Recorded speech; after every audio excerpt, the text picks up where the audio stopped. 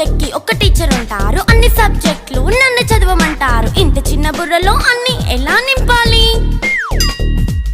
Class work, home work, fair notes అంటారు. Subject కి 3 books పెట్టి బ్యాగ్ నింపుతారు. ఇన్ఫాక్ట్ నా బరువు కన్నా నా బ్యాగ్ బరువే ఎక్కువ.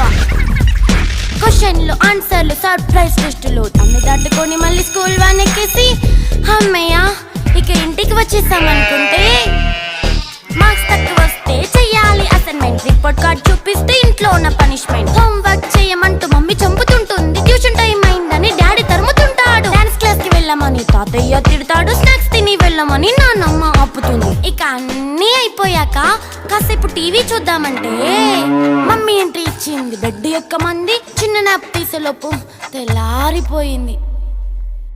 అయ్యో మళ్ళీ మొదలు ఈ స్కూల్ కష్టాలు, ఇక మళ్ళీ మొదలు